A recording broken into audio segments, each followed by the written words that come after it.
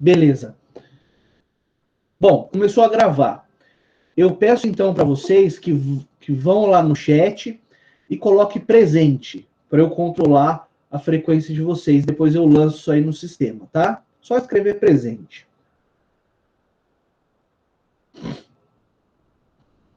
Ótimo, ótimo. Obrigado. Bom, hoje é o nosso primeiro encontro da disciplina de Projeto Integrador 2. Antes de mais nada, porque é o primeiro encontro, porque na semana passada foi feriado. Antes de mais nada, eu quero dar as boas-vindas para os colegas, para as colegas que estão chegando agora na turma, tá? Que quero dizer que vocês são muito bem-vindos aqui. Estão chegando para trabalhar com uma turma que é sensacional. E juntos eu tenho certeza aí que nós vamos render excelentes frutos nesse semestre. Tanto no direito civil, quanto aqui no projeto integrador, tá? Eu confesso que eu estou chegando agora na disciplina, né? Vocês bem sabem.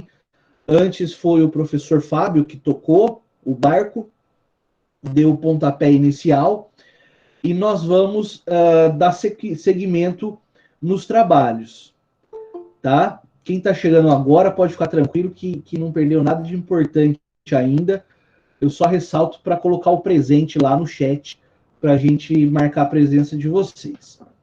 Bom, eu acredito que, eventualmente, essa disciplina seja nova para alguns colegas que estão chegando agora no curso, né? Então, eu reservei essa aula de hoje para que a gente coloque os pingos nos is, levando em conta que nós já estamos aí com uma semana de atraso, não gosto disso, né? Mas feriados são feriados, não é? E nós vamos tocar daqui para adiante. Se por acaso bugar o vídeo aí, você vai me avisando. Seja no Zap, seja aqui. Vamos que vamos. Bom, a ideia inicial de hoje é que nós entendamos ou relembremos, para quem já ouviu isso antes, o que é o projeto integrador. Bom, é uma novidade, tá? Que começou a partir do semestre passado, então, do 2021, 2020, semestre 1, que foi... essa disciplina foi concebida no Conselho Nacional de Educação, tá? Lá na Câmara de Ensino Superior.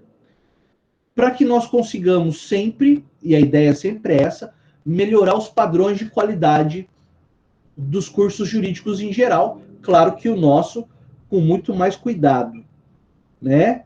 Então, para aumentar o padrão do ensino jurídico no Brasil, nós vamos percebendo que o ensino jurídico ele já foi concebido de uma maneira que tem se tornado, eu não vou dizer ultrapassada, mas de uma maneira que tem se tornado menos produtiva do que poderia. E assim sendo, depois de ampla discussão lá no Conselho Nacional de Educação, salvo engano, foram 8 anos, 7 anos de debates, para readequar as grades curriculares. Tudo bem, ela voltando, eu já dou o ok aqui, tá? Obrigado por ter avisado. Então, é esse esforço, não é, para readequação da grade curricular. E isso é no país inteiro, tá? É uma diretriz nacional. De forma que agora passa a ser inserida nas grades uma ideia de um projeto político-pedagógico, no sentido de tentar aproximar ainda mais o direito da realidade, do dia a dia da comunidade. Tá? O nosso curso de Direito inserido aqui em Ourinhos, ele abrange, não é? Boa parte aí do sul de São Paulo, do norte do estado do Paraná. Então, nós precisamos entender essa realidade e colocar o curso na nossa comunidade. Pois bem, a partir de então, a partir dessa ideia de projeto pedagógico, o objetivo é criar uma transversalidade, uma comunicação mesmo do curso de Direito nas suas próprias matérias e, posteriormente, num passo seguinte, entre o curso de Direito e outros cursos que conversam entre si. O direito está em tudo, né? Desculpa aí, né? Mas nós estamos aí em tudo, tá bem? Então, a ideia é da transversalidade. Uma transversalidade externa com outros cursos, como falei, por exemplo, psicologia, enfermagem, engenharia, enfim, e uma transversalidade interna. Nesse primeiro ano, nós vamos trabalhar a transversalidade interna. E eu alerto para vocês que o projeto integrador ele vai compor a grade até o 7º termo, salvo o melhor juízo. Tá? Muito bom. Só que daí vem a pergunta, não é? Integra o que esse curso, esse projeto integrador? Como disse, agora nesse primeiro momento, a integração é entre as disciplinas do 2º termo. Aquilo que vocês estão estudando e estudarão ao longo do 2º termo são disciplinas que precisam conversar entre si. Elas precisam achar pontos de conexão, tá? O projeto integrador, então, é como se fosse um fio de ouro, né? A gente ouve muito isso no mestrado. Você tem que achar o fio de ouro da sua tese, da sua dissertação. Aqui nós vamos fazer exatamente isso. Procurar esse fio que liga todas as disciplinas, porque todas elas têm pontos de conexão. Claro que o que você vai ver no direito civil, você não vai ver no direito penal, em termos de disciplina, efetivamente. Tá? Beleza, beleza. Obrigado, Gabriel. Mas nós temos que entender que, por exemplo, quando eu falo, só a título de exemplo, quando eu falo lá, nós vamos falar das incapacidades na próxima aula de direito civil, né?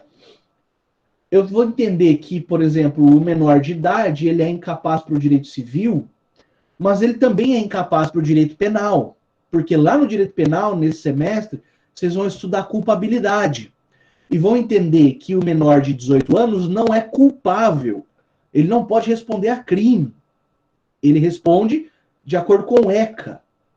Entenderam essa ideia? É nesse viés que nós vamos trabalhar. Por quê? Porque esse modelo compartimentado, estudado em bloquinhos, né? Nós temos um bloquinho do Direito Civil 2, depois um bloquinho do Direito Civil 2 e assim sucessivamente. Nós temos que entender que essa divisão em blocos é só para facilitar a didática. Porque lá na nossa mente, nós temos que estar entendendo que nós estamos tratando de uma disciplina, de uma ciência que é um bloco. O direito, a ciência jurídica como um todo, é um bloco só. É um bloco monolítico, né? E daí, quando se acha, por exemplo, lá no 10º termo, que já viu tudo que você podia, ou está vendo tudo que você podia, chega, por exemplo, uma disciplina chamada Direito Internacional Público, que está para além do direito constitucional, administrativo e blá, blá, blá, não é? Mas tudo é parte de uma mesma ciência, de um mesmo bloco. Certo. Então, nós estamos tentando, e vamos conseguir juntos, tanto nós aqui da turma da noite, quanto a professora Angélica com a turma da manhã, nós temos conversado bastante, não é? Nós vamos conseguir entender, não é? Essa unidade que é a ciência jurídica. Mas sem esquecer, claro, que cada disciplina, né, não é aquilo que vocês aprenderam do ramo. Eu tenho o tronco e tenho os ramos do direito. Cada ramo tem suas peculiaridades, mas afinal de contas, tudo é parte de uma ciência só. Beleza. Depois, nós temos aí essa perspectiva multidisciplinar. Bom, não é segredo para nenhum de nós que a nossa antiga FIO, Faculdades Integradas de Ourinhos, agora ela evoluiu, ela cresceu e ela se tornou um centro universitário. o Centro Universitário das Faculdades Integradas de Ourinhos, está aqui no meu banner, Unifil, né? E dentro de uma perspectiva acadêmica universitária, nós temos aí um tripé, que é ensino, pesquisa e extensão. Isso sempre está presente nos centros universitários, nas universidades. E nós vamos desenvolver esse tripé aqui na nossa disciplina de projeto integrador. Então, nós, claro, teremos a parte do ensino, óbvio. Todo dia, de segunda a sexta, nós estamos aí fazendo isso, ensino, aprendendo, desvendando os segredos, não é, do curso de Direito. Mas também nós temos agora uma preocupação com a pesquisa. Quando fala pesquisa, não sei vocês, e me desculpem se a imagem é muito infantiloide, né? Mas geralmente quando eu ouvia a pesquisa, eu lembrava já da aula de química, de biologia, tubo de ensaio, não é? Pipeta, olha que interessante. Mas é óbvio que para nós do direito a pesquisa ela é a produção acadêmica, a produção de artigos científicos, a produção de artigos, papers, enfim, o TCC é um exemplo de pesquisa científica, e depois a extensão, que é o encontro da pesquisa com o mundo real, em certa medida. E essa extensão pode acontecer pelo mestrado, pelo doutorado, pela pós-graduação, não é? Eu tenho certeza que dentro de muito em breve nós teremos já os nossos cursos de mestrado aprovados no âmbito do centro universitário, né? Isso é um caminho que se percorre. Então, vejam, nós precisamos formar, a partir de agora, na área do direito, profissionais que possam atuar em sociedade e compreender a sociedade. Eu não posso ter mais aqueles profissionais de direito que sabem o vademecum decore inteirinho, mas quando se deparam com um problema da sociedade, um problema colocado perante si, não tem o mínimo de sensibilidade, não é? Para aplicar todas aquelas leis que ele devorou. Nós não podemos mais ser juristas bocas da lei, né? Nós agora precisamos ser juristas que compreendem a realidade na qual estamos inseridos e atuamos para mudá-la para melhor, tá? Então é nesse sentido que eu falo de uma função social da universidade, tá? Porque esses conhecimentos que nós aprendemos aqui, com toda a qualidade dos nossos professores, e aí eu me insiro, claro, com toda a disposição que o corpo docente tem para estar na companhia de vocês, ensinando e aprendendo junto também, nós temos que pegar todo esse vasto conhecimento que nós vamos acumular ao longo de 5 anos de estudo e dar concretude a ele, tá? Maravilha. É claro que no nosso caso, a extensão, que é levar o que nós vamos aprender nesse semestre para a sociedade, vai ficar um pouco prejudicada no aspecto prático, né? Por exemplo, já houve ideias no passado de grupo que estava falando sobre acessibilidade, de ir até um supermercado, por exemplo, e oferecer para os consumidores daquele mercado fazerem suas compras de cadeiras de roda, ou fazerem as compras vendados, para entender o que uma pessoa com deficiência encara no seu dia a dia, né? Mas como nós estamos num momento de exceção, onde as aglomerações não são recomendadas e devem ser evitadas, nós faremos de uma forma um pouco diferente. Nós vamos levar essas informações para a sociedade de um modo um pouco menos, que exija menos contato físico. E daí, é claro que essa é uma disciplina aberta na qual nós vamos discutir juntos a construção dela. Hoje é só uma apresentação, mas o grupo do WhatsApp está lá, eu estou sempre atendendo vocês, nos nossos encontros semanais também. Mas, por exemplo, a título de sugestão, por que não um dos grupos criar um blog onde vai colocar ali o resultado da sua pesquisa? Ora, o blog tem utilidade pública, né? Nós estamos aí na era da informação, onde muitas pessoas são conectadas à internet, então surge uma dúvida sobre, sei lá, um tema qualquer daqueles que nós vamos discutir ao longo do semestre. Vai lá e cria um blog, a pessoa acessa, dá uma googada lá e acha a informação de vocês, tá? Então, o projeto integrador tem esse viés de pôr a mão na massa mesmo, tá? E vai acompanhá-los, como eu disse, ao longo do curso. Maravilha. A integração em breve entre os cursos da faculdade, né? Eu vou aqui usando meu roteiro. Bom, é claro que num primeiro momento, hoje ainda, eu vou expor para vocês os temas que fazem parte daquele fio de ouro que eu havia dito, né? Isso é obrigação do professor orientador encontrar esse elo de ligação entre as matérias. Eu e a Angélica nos reunimos virtualmente e já chegamos a essas conclusões.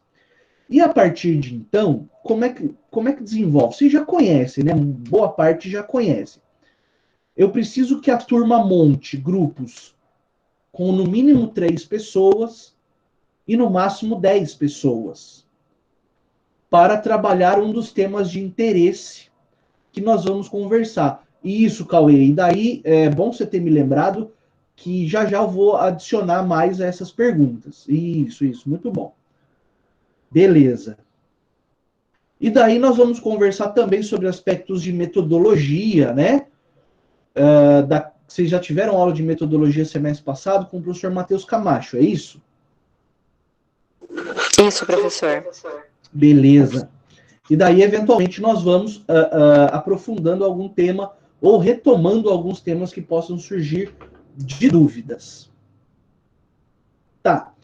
Então, já que o Cauê me lembrou bem que já existem grupos do semestre passado, eu vou... Fique à vontade para abrir o microfone, para a gente ir conversando.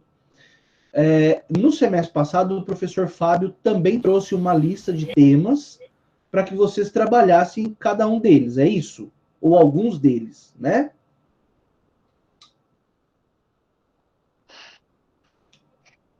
Fica à vontade, Pamela. Não, eu só ia concordar que sim, só que era mais relacionado à deficiência. Tá, e daí eu faço uma pergunta na sequência. Como você já tem grupos e já tem temas, e não precisa responder agora, tá? Mas pensem aí entre vocês. Se quiserem continuar com o mesmo tema e aprofundar ainda mais a pesquisa, não tem problema algum, tá? Quer dizer, vai ser uma pesquisa que vai ficar ainda mais robusta. No entanto, caso queiram mudar, aí ó, pessoal, né? Caso queiram mudar, daqui a pouquinho eu vou disponibilizar uma lista que inclusive já está no site lá do Ambiente Conhecer, lá na abinha Plano de Ensino eu inseri hoje à tarde, tá? Mas nós vamos lê-los todos juntos para que a gente possa aí passar por essa aula de hoje sem que fiquem maiores dúvidas, tá? Beleza, então. Se vão querer mudar, também é uma liberdade que vocês têm para fazê-lo. Como eu havia planejado que na semana passada nós tivéssemos aula, eu acabei me esquecendo do feriado, né? Tá bom, vamos lá, ó, aqui comigo. Então nós perdemos uma semana por conta do feriado. Então vamos fazer o seguinte, eu vou estabelecer...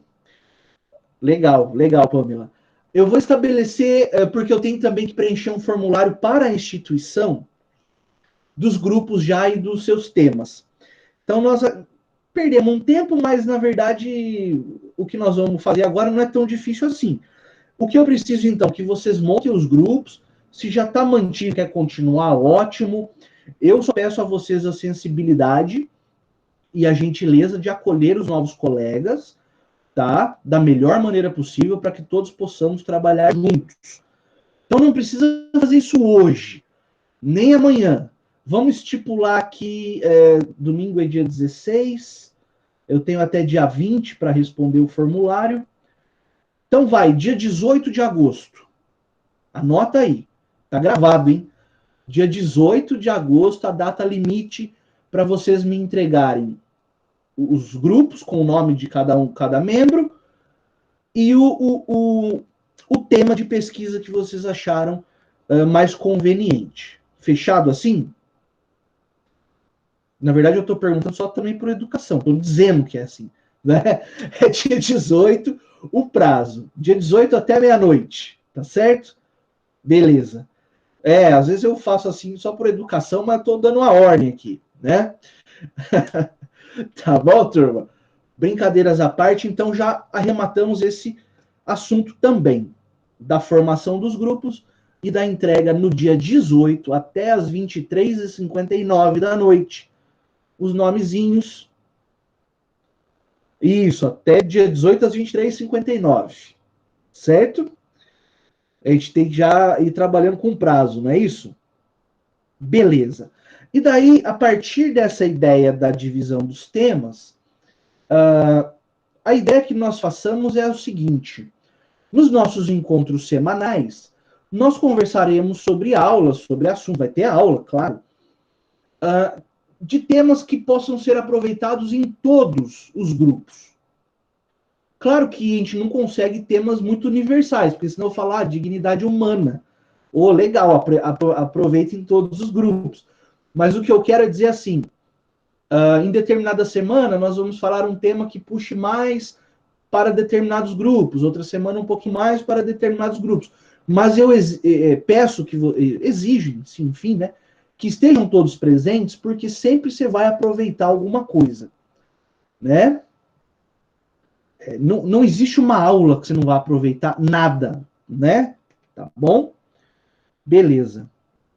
A lista, o Cauê e turma, está lá no Ambiente Conhecer, na abinha Plano de Ensino, do projeto integrador, né? Isso. Legal. E daí, então, o que nós vamos fazer? Como que nós vamos desenvolver as nossas atividades? Eu acredito que quem já teve essa disciplina no semestre passado não vai ver muita diferença. Nós vamos, sim, fazer uma pesquisa escrita. Show! Com metodologia, com citações corretas, com a bibliografia adequada, tudo bonitinho. E depois, lá ao final do semestre, como nós infelizmente estamos impossibilitados de muito contato físico, nós vamos sim fazer aqueles vídeos de até 2 minutos, não é isso? No qual vocês exporão o cerne da sua pesquisa, o suprassumo da sua pesquisa, que vai fazer parte daquele workshop que vai acontecer em novembro, né? Olha que bacana. Então aqui nós vamos desenvolver vídeo. Isso mesmo, Gabriel, fazer vídeo. Vocês vão gravar um vídeo e expor o trabalho. Mas fiquem tranquilos. Vamos ter uma preocupação por vez. Né? E isso vai para um workshop do centro universitário todo. Né? Então, nós vamos trabalhar algumas competências ao longo desse semestre. A competência da escrita, né? Eu já devo ter mandado aí o livro de oratória para vocês, mandei, né? Aquele material sobre oratória, para que a gente desenvolva a nossa parte falada. E também, de forma geral, a organização, como nós estamos lidando com tempo, com metas, não é? Para que nós possamos, então, cada membro do grupo trabalhar de forma equânime, de forma igual, né? Não posso admitir que uma pessoa só faça todo o trabalho e os outros fiquem de papo para o ar. Né? Já passou essa fase, agora nós estamos aqui na universidade, todo mundo é adulto, e cada um vai encarar sua responsabilidade da melhor maneira possível. Tá bem? Bom, Quais outras competências nós precisamos trabalhar? Solução de problemas. Então você vai perceber que todos os teminhas que estão lá no plano de ensino, eles são relacionados a um problema da atualidade, né? Vou pegar como exemplo, vamos lá. Isso aqui nós preparamos com muito cuidado, com muito carinho, eu e a professora Angélica, para que nós conseguíssemos antenar esses temas com aquilo que tem marcado a nossa sociedade contemporânea. Então você vê lá, por exemplo, no eixo criminalidade no Brasil, sistema penitenciário, por exemplo. É uma pergunta retórica, mas eu vou fazer para vocês. O sistema penitenciário do Brasil enfrenta problemas? Né? Não precisa responder, né? Estou só colocando a pergunta no ar, como exemplo. Aí você pode. Isso, Luiz, você poderia colocar lá super lotação, a condição de salubridade, segurança, higiene, saúde, tudo isso que permeia o problema do sistema carcerário. Mas veja só, além do sistema, dentro dessa temática do sistema carcerário, e nós selecionamos obras excelentes para vocês, eu tenho antes um outro problema, um problema de supercriminalização, talvez. Será que o direito penal no Brasil ele precisava ser tão amplo como ele é? Então são só perguntas que eu estou colocando, né? Então veja, é um raciocínio que você vai desenvolvendo de forma linear e trazendo para dentro dele vários probleminhas que você pode não, você deve se dispor a resolver. Claro, né, turma? Nós não vamos sentar aqui e falar, ó, resolvemos um problema penitenciário no Brasil. Não é isso, mas identificar problemas e hipóteses de soluções, né? Tá bom? Dentro de um raciocínio jurídico, claro. Não pode também, e assim vou falar a título de exemplo, porque eu sei que isso não vai acontecer conosco. Chegar a falar, professor, eu sei como é que soluciona o sistema carcerário. Libera todo mundo que está preso, né? Ou o contrário, os mais radicais, mata todo mundo que está preso. Não, não é nada disso. Nós estamos falando aqui de um raciocínio jurídico que leva em conta a dignidade humana, tratados internacionais dos quais o Brasil é parte, né, Paulo? Então, veja, nós temos que identificar problemas, propor soluções, ou pensar em hipóteses de soluções, e tudo isso dentro de um raciocínio jurídico. Só que o raciocínio jurídico, vocês bem sabem, vocês estão tendo aula de linguagem agora, não é? Professor Matheus também? Isso, eu lecionei um tempo também linguagem jurídica, é uma matéria muito bacana. Você já tem uma ideia de que a linguagem que nós estamos falando aqui, o raciocínio jurídico, não é simplesmente copiar e colar os dispositivos de lei que você acha que resolve o problema. Né? Não é só copiar o artigo 5º inteiro da Constituição lá, falar, tem que estar tudo de acordo com o artigo 5º. Por óbvio, você precisa argumentar e convencer na sua argumentação. O exercício do direito é um exercício argumentativo. Todo santo dia na tua carreira jurídica, seja ela na carreira, na profissão que você escolher, você estará argumentando e tentando convencer. Né? E é claro que não é um vale-tudo, não é uma luta livre jurídica, né? Esse argumento precisa ter começo, meio e fim. Então, nós vamos trabalhar isso também, a argumentação jurídica. Então, você percebe que essa disciplina de Projeto Integrador 2, ela vai exigir de vocês mais do que qualquer outra disciplina, mas sempre num nível razoável, né? Nós não queremos que ninguém se estresse, que ninguém precise tomar remédio de tarja preta para dormir, preocupado aí com o projeto integrador. Pode até tomar o seu remédio por causas outras justificáveis, mas não por conta disso aqui. Tá? Então, embora nesse primeiro encontro pareça que nós estamos falando de um monstro, não é nada disso. Eu estarei aqui sempre à disposição como orientador de todos os grupos. Como eu sou novo na matéria, eventual dúvida que eu tenha, eu vou buscar com a Angélica, com outros colegas, o próprio Fabião, tá? E nós juntos vamos construir essa disciplina da melhor maneira possível. E daí, como eu disse, se resume, se coroa o trabalho com o texto e com a apresentação falada. Nós estamos sempre abertos, turma, aqui no nosso dia a dia semanal, de toda quinta às 19h20, para daqui a algum tempo, caso vocês achem importante, professor, faz uma aula de seminário para nós, mesmo virtual, não tem problema nenhum.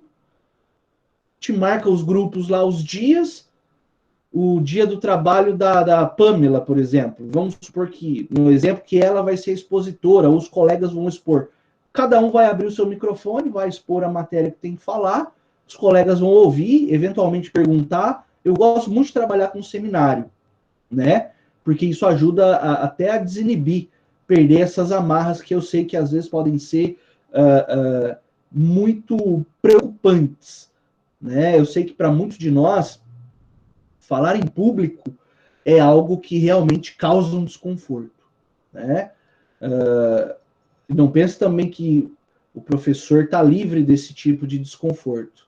Todo início de semestre, quando é presencial, uma perna quer entrar na sala e a outra quer voltar embora, né? Porque a gente está encontrando pessoas novas que vão formar um juízo de valor a respeito de nós, que estão ali na frente. Então, isso tudo, fique tranquilo, que é a coisa mais comum do mundo. Não é um eventual receio de falar em público. Mas nós podemos fazer seminários virtuais, então eu acho que até ajuda, porque daí você aí da tua casa vai soltar o verbo, vai expor um pedaço da sua pesquisa e os colegas, claro, respeitosamente, educadamente ouvirão e coroarão a tua apresentação com perguntas, né? Porque durante muitas vezes eu ouvi isso, eu estou lecionando na FIO desde 2012, no dia do TCC, lá no 5º ano, que é um aluno que você pressupõe que já domina várias áreas do direito, inclusive o próprio trabalho que fez, vem e fala, professor, o problema não foi escrever o trabalho, o problema é ter que falar daqui a pouco para 3 outros professores. Então, vamos tentar, ao longo desse semestre, conforme forem as possibilidades, que nós possamos tirar algumas dessas amarras. Tá? Depois, isso tudo a se pensar ao longo do semestre. Tá? Espero que gostem da ideia. Se não gostar também, fala, nossa, professor, mas daí você mata a gente. Já no começo, a gente abandona, não tem problema nenhum. Tá? Só que eu penso que em linguagem, talvez, o professor Matheus trabalhe seminários. Então, já que vai trabalhar lá, façamos aqui também. Por que não? Né? Então, depois a gente pensa e conversa. Ótimo.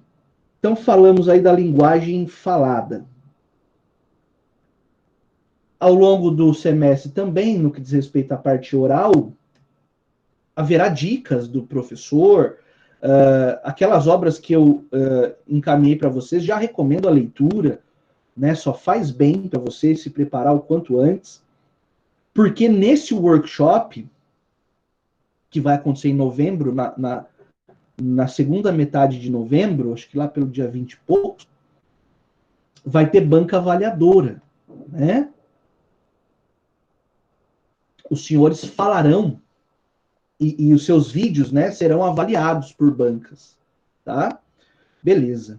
Isso não é tranquilo. Então, passar os livros já foi. Eu tenho algumas obras sobre redação forense, também vou disponibilizar para vocês, tá? E daí vamos para o plano. Eu vou abrir o plano aqui, não vou compartilhar a página não, porque a última vez que eu fiz isso aí travou. Mas eu estou aqui no plano, ó, que está lá no ambiente conhecer, na abinha plano de ensino. Bom, então lá no plano de ensino nós temos algumas competências. Então tá lá, tem por escopo desenvolver nos discentes, nos alunos, a capacidade de aplicação dos conceitos e teorias estudadas durante o segundo termo. articulando de maneira integrada as teorias apresentadas com a prática, compatível com os conteúdos apreendidos. Oferecer análise interdisciplinar através de temas transversais, capacitar os alunos para a compreensão da indissociabilidade entre ensino, pesquisa e extensão, falamos agora há pouco, em conformidade com a etapa disciplinar correspondente. Contribuir para o aperfeiçoamento do discente e a competência na solução de problemas sociais, é aquilo que eu disse do conhecimento teórico encontrar o mundo real, utilizando raciocínio jurídico, argumentação, persuasão e reflexão crítica. Bom, essa expressão acho valiosa demais. Reflexão crítica. Nós vivemos num mundo, atualmente, no qual me parece que o raciocínio crítico tem sido um pouco abandonado. Isso não só em matéria de Brasil, mas em matéria de mundo. Parece que nós voltamos a viver naquela época do conto de fadas, né?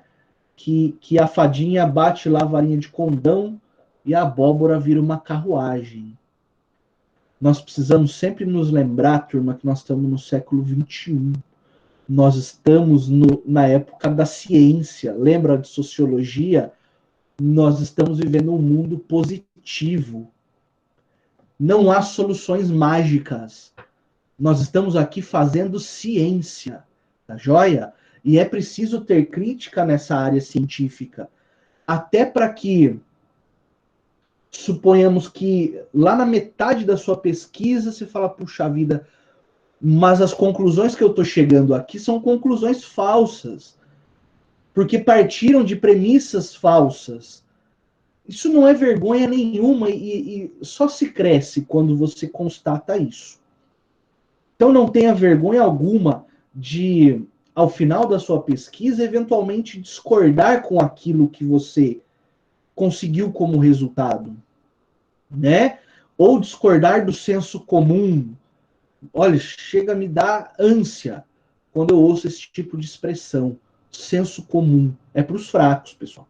Nós estamos aqui para estudar e sair desse ponto comum.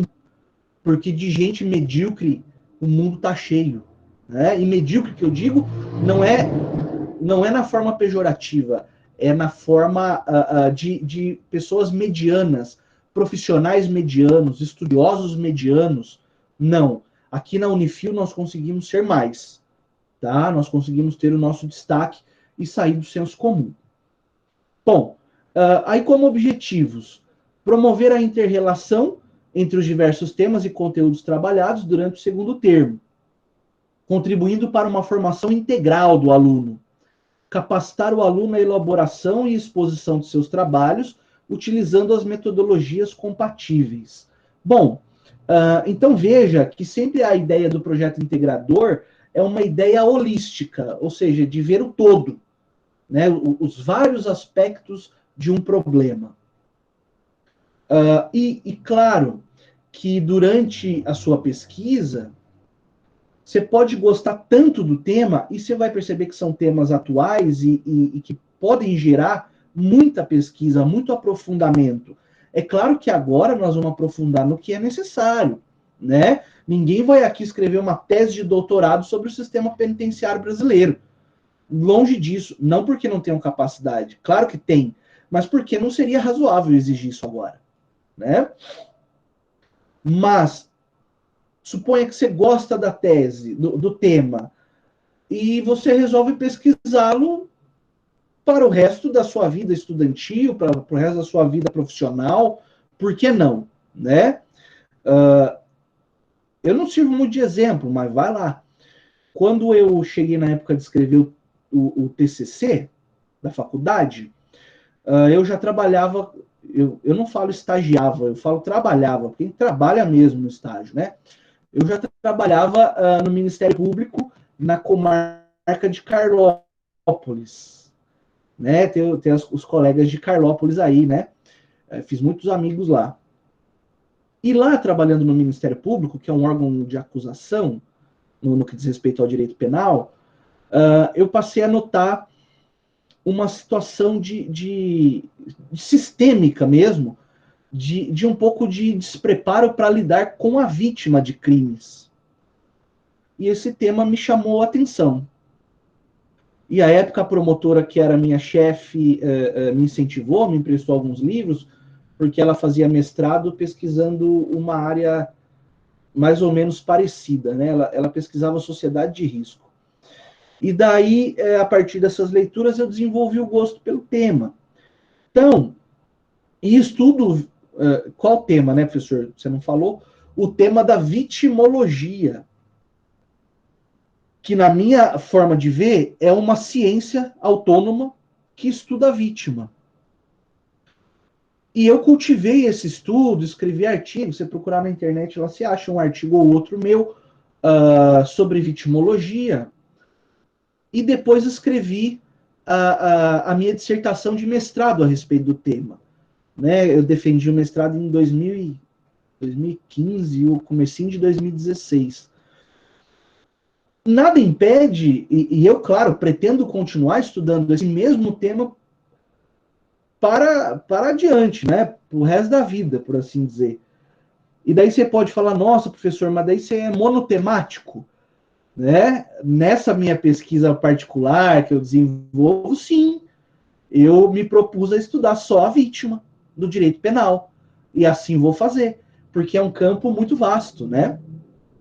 Então, você se interessa por criminologia, por exemplo, pode levar adiante, ou estudos sobre direitos sociais, né? Olha que fala maravilhosa que o professor Ricardo fez na segunda-feira. Né? Ele se dedica ao estudo nessa área de direitos sociais. Tá?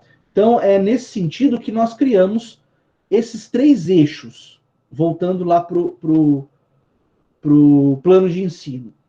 3 eixos de estudo que conversam as matérias entre si. Então, nós precisávamos achar 3 grandes áreas que integrassem as matérias do segundo termo. Então, nós achamos uma área primeira, criminalidade no Brasil. Porque, óbvio, agora vocês estão tendo direito penal. E nós precisamos também despertar a curiosidade de vocês para buscar aquilo que é dito para além da sala de aula. É o professor Aranão que vai dar aula de direito penal? Me ajuda, eu tá dando aula já, né? Professor Aranão, professor Fábio, professor Paulo Henrique, profundos conhecedores, né, do direito penal. Mas a nossa intenção com esse eixo criminalidade do Brasil é que vocês aproveitem os conceitos que estão tendo agora e já possam pensar em algum aprofundamento. Então, dentro do eixo criminalidade do Brasil, criminalidade no Brasil, né, nós temos os seguintes temas: direito penal como mecanismo de controle social. Eu vou fazer o seguinte. Hoje, professor, oi. Se a gente já tiver um grupo e a gente já tiver escolhido o tema, a gente já pode falar? Do semestre passado ou já tema novo de agora? De agora. Isabelle, vamos fazer o seguinte, para que eu reúna as informações todas juntas numa mesma ocasião, vocês podem, por favor, mandar naquela data. É o seguinte, pode mandar já. Pode mandar já no WhatsApp. Tá bom. Pode ser? Pois não, Pamela. Os grupos têm que escolher temas diferentes ou pode acontecer de 2 grupos pegarem o mesmo tema? Olha, o mais adequado seriam temas diferentes, para que a gente pudesse aproveitar todos esses aspectos que foram colocados. Uhum, eu entendi, né? Eu falo porque como a gente vai enviar tudo lá naquele dia, pode acontecer de coincidir. Igual, né?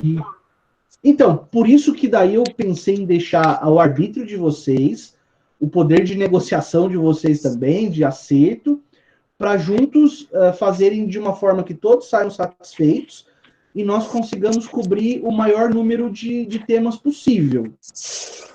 Sabe? Porque a minha preocupação é assim, que não fique um projeto integrador monotemático, né? Entendi. Tá certo? Então, ô Isabelle, complementando, vamos fazer o seguinte, vocês deem uma conversada entre vocês, vocês têm um grupo que eu não tô, tenho certeza que um grupo só de vocês aí, conversem, debatam, convençam, e no dia 18 mesmo, ou até dia 18, vocês vão me mandando. Beleza? Ok, tá bom. Valeu. Então vamos dar sequência aqui. Primeiro tema que eu tinha dito, direito penal como mecanismo de controle social. Aqui nós vamos, só vou colocar assim pequenas observações, né? O direito penal ele é seletivo. O direito penal ele volta seus olhos para determinada parcela da população. Sim, não, por quê? Quais são as evidências? No que diz respeito das escolas criminológicas e a sua influência na repressão penal, aqui eu fiquei muito feliz que nós colocamos esse tema enquanto professores, porque a criminologia é uma disciplina de suma importância para que nós entendamos o funcionamento do sistema penal e criminal no mundo, em especial no Brasil. E daí nós conseguimos enxertar esse tema da criminologia, das escolas criminológicas. O que são escolas criminológicas? Bom, os pesquisadores, em cada época de desenvolvimento da humanidade, a partir do iluminismo para cá, eles voltaram a atenção para o fenômeno do crime e passaram a estudar esse fenômeno. Então, quando nós estudamos lá o Auguste Comte, ou Comte, falando de positivismo, existiu uma escola criminológica positivista, né? Que, por exemplo, enxergava o criminoso como criminoso nato. Olha que interessante. Um sujeito chamado Cesare Lombroso, italiano, criou uma teoria assim: se o sujeito tem o nariz de tantos centímetros e a orelha de tantos centímetros, a circunferência da cabeça de tantos centímetros, resumindo, se ele é feio, ele é um criminoso nato. É uma pessoa inclinada à prática do crime.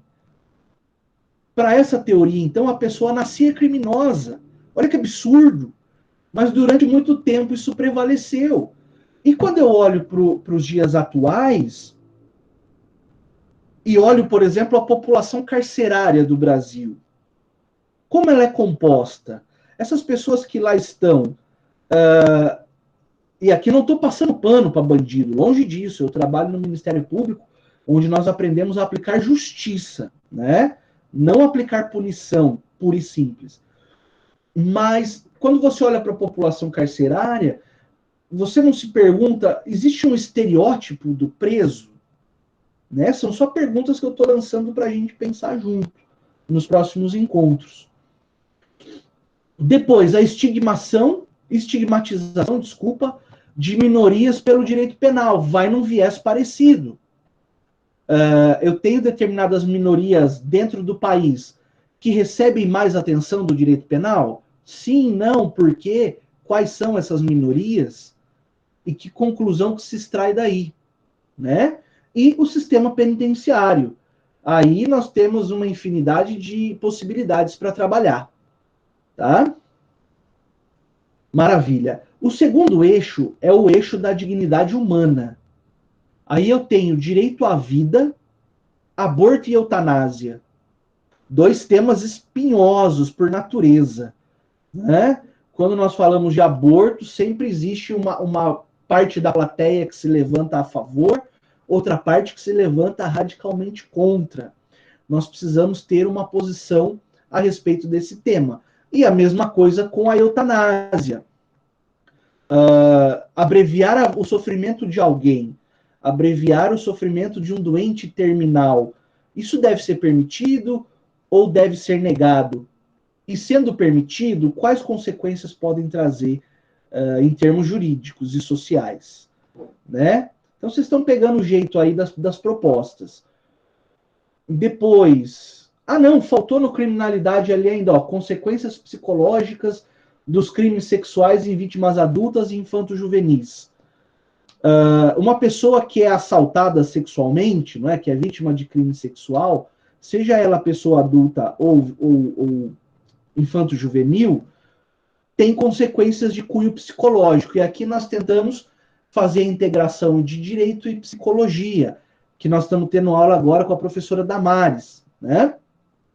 E o último tema dentro da criminalidade, desculpa, é a menoridade penal. É outro tema também que de tempos em tempos volta à pauta. Precisa diminuir a menoridade? É dizer o seguinte, o jovem, agora ele vai ser punido penalmente a partir de 16 anos, por exemplo. E daí, pesquisar. Tem opinião a favor? Tem opinião contrária. Conhecer as duas opiniões e fazer uma síntese e justificar o que você extraiu dali, né? Então, agora sim, falando da dignidade, direito à vida, aborto e eutanásia, direito à saúde, acesso universal. O acesso é universal, efetivamente. A quantas anda o sistema de saúde brasileiro? Ele atende efetivamente às necessidades do povo brasileiro que paga muito imposto para ter esse tipo de serviço? E um outro tema relacionado é das substâncias derivadas da cannabis, no viés daquele encontro do qual eu participei, não sei se vocês tiveram a oportunidade de acompanhar, onde nós discutimos lá numa mesa redonda muito bacana, tá lá no Unifil Play, discutimos o uso dos derivados da cannabis para tratar de algumas doenças, algumas condições, como epilepsia, por exemplo. Nós vemos uma grande resistência do Estado brasileiro hoje em permitir esse tipo de pesquisa. E daí, para que a pessoa tenha acesso a esse tipo de substância, ou ela compra importado a preços absurdamente caros, ou ela corre o risco, como tem acontecido com alguns casos, de plantar a maconha em casa para extrair o substrato. É plantar para fins medicinais, não é para fumar, nem para ficar doidão, nem para vender baseado na esquina, né? Porque isso é crime, ponto. Agora, e a plantação para uso puramente e comprovadamente medicinal? Só assim um dado que é interessante. Não sei se vocês acompanharam lá a mesa redonda, eu recomendo. Mas veio assim exemplos de mães de filhos que têm epilepsia. E a criança tinha mais de 100 convulsões no dia. Já vamos lá, Cauê. A criança tinha mais de 100 convulsões por dia. Quando ela passou a usar o canabidiol, que é o derivado da cannabis, ela não tinha mais nenhuma convulsão. Né? Se a gente fizer um exercício de empatia no lugar dessa mãe, eu aplicaria sim o remédio nele, sem maiores problemas. O Cauê colocou uma questão interessante. O problema é nós controlarmos isso se a pessoa está plantando efetivamente. Isso, plantio para consumo é tráfico também, mesmo em pequenas quantidades. O plantio para consumo está no artigo 28, desculpa, não é tráfico, mas enquadra ali no porte para uso. Mas o Cauê perguntou como é que eu vou controlar se a pessoa está plantando para fins medicinais ou para uso recreativo, por exemplo. Bom, aí nós não podemos partir, penso eu, de um pressuposto de que todo mundo é mal, de que todo mundo é mal intencionado, né? Nós temos que partir de um pressuposto de que todo mundo tem boa fé. Isso que nós aprendemos no direito civil. E é claro que desvios vão acontecer, né? Isso é natural do ser humano, condutas desviadas.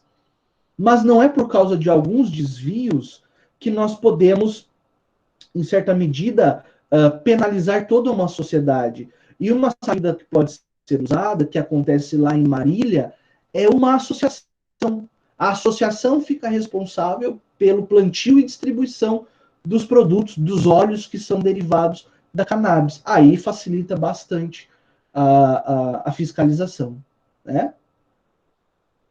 Beleza. Mas é legal que nós já estamos engajando alguns debates, né? Algumas conversas.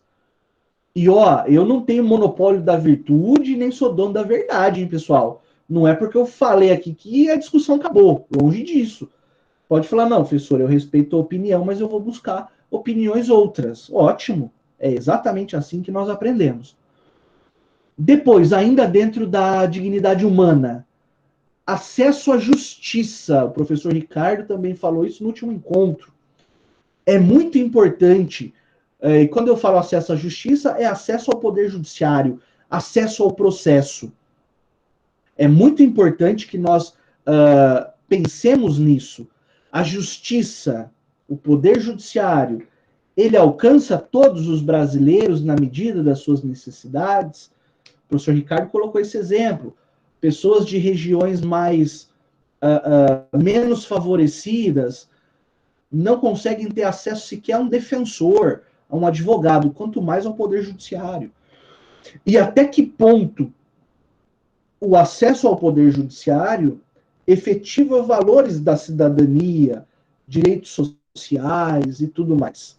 Então, essa é a proposta desse tema. Também que é só uma sugestão, hein? Professor, nós achamos acesso à justiça com outro viés. Ótimo, sem problema algum. Liberdade religiosa e laicidade do Estado. Aí a proposta é entender que o Brasil é um país laico, não é?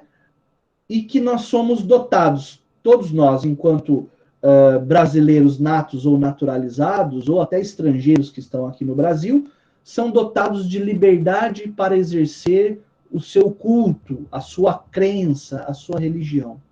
Mas a pergunta que eu colocaria é: essa liberdade tem sido respeitada? Não é? Vou parar por aqui. Ótimo. Depois, liberdade de expressão e fake news. Outro tema bastante pujante, bastante debatido hoje, não é, no direito brasileiro.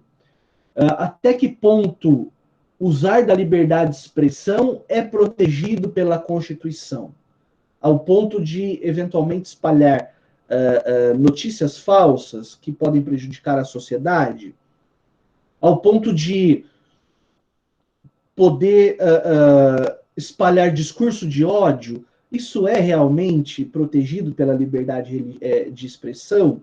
Então, são questões que a gente pode colocar. Depois, planejamento familiar, adoção e aborto. Então, você vê que o aborto ele pode ser tocado num ponto e no outro também. O planejamento familiar. A Constituição diz que o brasileiro, a brasileira, são livres para planejar sua família da forma que melhor quiserem. Mas daí, eventualmente, eu vejo que o aborto pode ser criminalizado. Eu vejo, por outro lado, que as filas de adoção só aumentam e o número de adoções não aumenta. É paradoxal isso, ao ponto de eu ter mais casais esperando do que crianças aptas a serem adotadas. Por quê? Porque existe uma cultura de adotar o bebê novinho, né, com certa cor de pele, com certa cor de olhos, que não tenha nenhuma doença crônica, que não seja pessoa com deficiência, que não sejam irmãos, e assim, esse número de critérios que tradicionalmente é estabelecido pelos casais faz com que o número de adoções diminua. Esse é um outro aspecto para que nós possamos pensar, né? Infelizmente, em épocas de crise, como o país atravessa e virá atravessar, o número de crianças que vão para instituições de acolhimento aumenta, né? Porque a família prefere colocar num abrigo, por assim dizer, para que não passe necessidade em casa, eventualmente. Então, é outro tema que nós podemos pensar. Dentro do eixo da dignidade ainda, o desenvolvimento econômico como um direito. Veja, o desenvolvimento do país, o desenvolvimento econômico do país, o crescimento econômico do país tem que ser observado como um direito fundamental, mas no sentido de que quando o país se desenvolve, não só uma minoria colha os frutos, mas que a sociedade como um todo possa crescer também.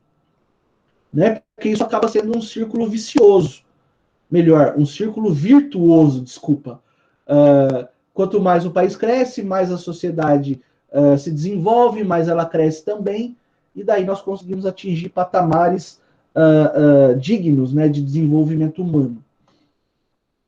E depois, desigualdade e minorias. Aqui tem a ver também com o tema das minorias. Como elas são tratadas em geral pelo direito, pela sociedade. As minorias recebem a atenção e a garantia daqueles direitos que estão previstos na Constituição para todos? Ou as minorias são afastadas desses direitos, são marginalizadas, são tratadas de forma diferente, que não condiz com a Constituição? Sempre o norte nosso, a nossa Bíblia jurídica tem que ser a Constituição. Né?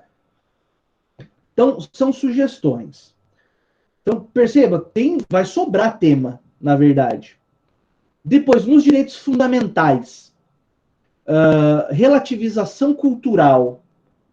Quer dizer, nós vivemos um mundo globalizado. O Brasil é um país que recebe imigrantes com um volume pouco visto em outros lugares do mundo. O Brasil é um país típico de imigração, desde da sua fundação.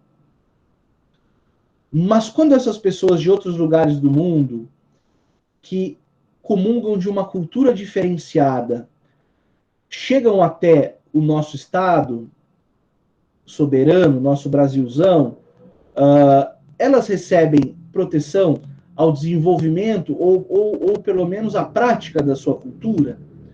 Sofrem discriminação? Por exemplo, porque as mulheres de determinada região do mundo se cobrem, não é? Porque é da cultura delas que isso aconteça, não mostrem o corpo. Elas são hostilizadas ou são acolhidas, e assim sucessivamente. Né? Depois, nos direitos fundamentais, acessibilidade, direito da pessoa com deficiência, tema importantíssimo, né? Fica tranquila, Carla, mas não machucou não, né? Beleza. Então, veja, o direito da pessoa com deficiência é de suma importância, legal, para que nós possamos dar dignidade a todos os brasileiros. E lembre, vocês já aprenderam essa frase. Para pessoas iguais, eu dou um tratamento igual. Para pessoas desiguais, eu dou um tratamento desigual, no intuito de igualá-las. Né? O direito da pessoa com deficiência vem justamente nesse sentido. Da mesma forma que o direito do idoso, que são grupos mais vulneráveis e precisam de atenção. E daí nós podemos nos perguntar o seguinte: o rol de direitos da pessoa com deficiência já é suficiente? Ou é suficiente? Ótimo. Mas eles estão sendo efetivados? Aí vem a pergunta. Direito de acesso à informação, informação com qualidade, no sentido de informação verídica, né? Direito a acesso à internet, direito a informação escrita, livros, periódicos e tudo mais. Depois vem lá, isonomia material e direito das mulheres. As mulheres estão sendo tratadas de forma adequada à previsão legal, à previsão constitucional? Sim ou não? E por quê? E quais evidências de sucesso e quais evidências de fracasso no trato da mulher? Nós temos convenções internacionais sobre a mulher, né? Essas convenções estão sendo respeitadas no Brasil e assim sucessivamente. E daí, minorias e Estado democrático de direito. Esse aqui das minorias, ele acaba se confundindo, não é? Um pouquinho com um outro estudo de minorias que nós propusemos, que é desigualdade e minorias. Né? Pode ser tratado, inclusive, em conjunto esses dois. Turma, essas são as ideias de temas que nós lançamos. É um rol fechado? Não. O que nós não podemos mudar mais são os eixos. Então, criminalidade, direitos fundamentais e dignidade humana. Mas suponha que você aí com seus colegas no seu grupo dentro do tema da dignidade humana, tem uma outra ideia. Pode trazer para nós vamos ajudar, vamos procurar bibliografia juntos, vamos desenvolver a pesquisa. Tá? Esse rol não é fechado. Ele admite, sim, sugestões. Tá certo? Então, isso está lá no ambiente conhecer, vocês podem usar à vontade, discutir, debater. A proposta de hoje era justamente expor isso tudo para vocês, para que nós tenhamos uma ideia e um ponto de partida comum para o nosso desenvolvimento do projeto Integrador 2. Eu tenho aqui comigo a lista dos temas do semestre passado. Repito, se alguém quiser continuar no mesmo tema, sem problema algum. Se quiser mudar, tá aí todo esse cardápio de temas à disposição. Turma, alguma dúvida a respeito disso que expus até agora?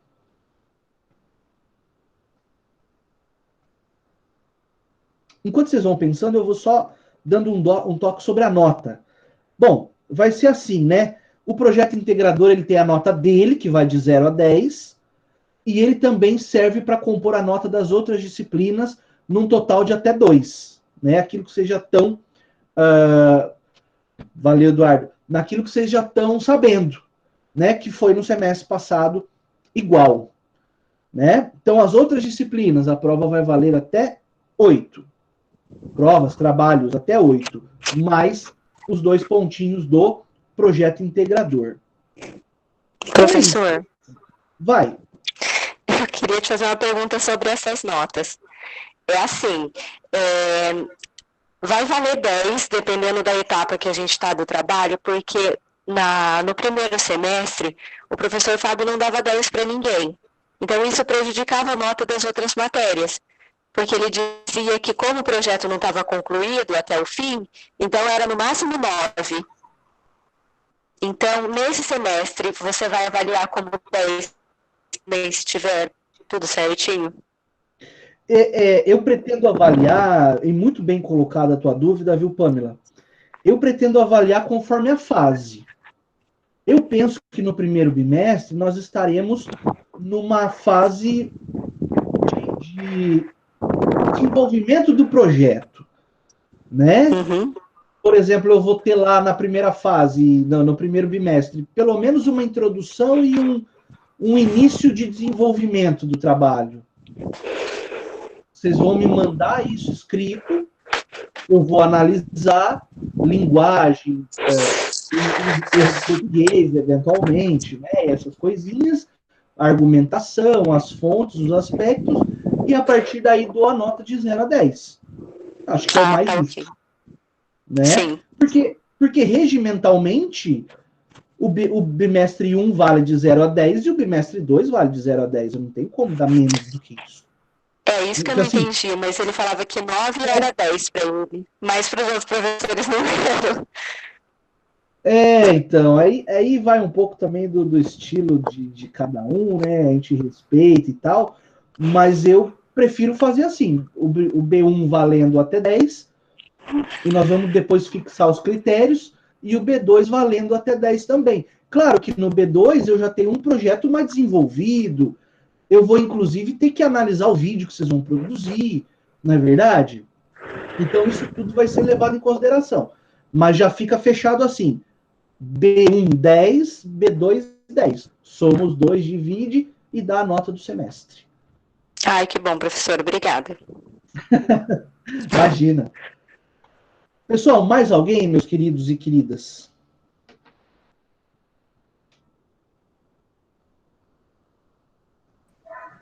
Quando a explicação é boa, é assim, né? Nem dúvida sobra.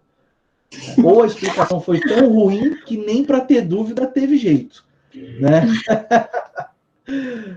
Bom, então, ó, vamos fazer o seguinte, essa aula é um pouco mais light, a gente acaba um pouquinho mais cedo, mas conversem entre si, formem os grupinhos, mantenham os grupos que já estão, se quiserem, fiquem à vontade, todos aí são adultos, responsáveis, e daí no dia 18, ou melhor, até o dia 18, fiquem à vontade para ir me mandando no Zap.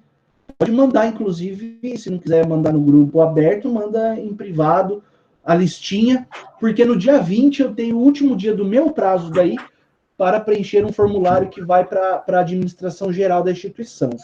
Tá? Professor? Ah, vai. Fica à vontade, Roberta. Boa noite, tudo bem? Tudo e você, prazer. Joia, sou aluna nova, né? E eu tô bem perdida. Seja muito bem-vinda. Pois Muito não, o que obrigada. eu posso te ajudar? Não, na verdade, como o senhor disse, a explicação foi bem bacana, deu para entender. Mas, por exemplo, eu gostaria de saber quem da sala está responsável pelo grupo, né, pelo grupo do WhatsApp, para que eu possa ser incluída, ou se é o senhor que faz isso. Eu sou administrador do grupo, mas tem também a representante de sala, que é a Juliana, me ajuda. O Gabriel é representante do grupo, ele está falando aí no chat. Deixa eu ver aqui, que são muitos alunos, às vezes eu esqueço.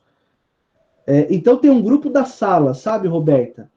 Que é o grupo do Projeto Integrador 2. Certo. Daí tem lá como administrador eu, a Juliana Bonfim e o André Bonotto, nesse. Você quer passar o teu número? Aí fica à vontade. Sim. Já faz a inclusão agora. Vou passar, professor. Se você quiser mandar, e já deixa mandar no chat, daí vou colocar. O André faz o favor de incluir. Pode ser? Pode ser. Professor. Pode ser, André. Oi. Eu coloco ela no grupo? Pois não. Você coloca? Fechou. Sim. Tem mais um detalhe. Tá vindo eu de transferência, né? E mais 3 colegas. Certo. E, no caso, também precisaria incluir o nome deles, né? E como é um pouco estranho você fazer um trabalho em grupo com os colegas já da Unifil, por não conhecer, né? Assim, a gente não conhece eles. A gente está chegando agora. É estranho, assim, a gente fica meio perdido. A palavra é perdido, né? Sim. E eu queria saber se existe possibilidade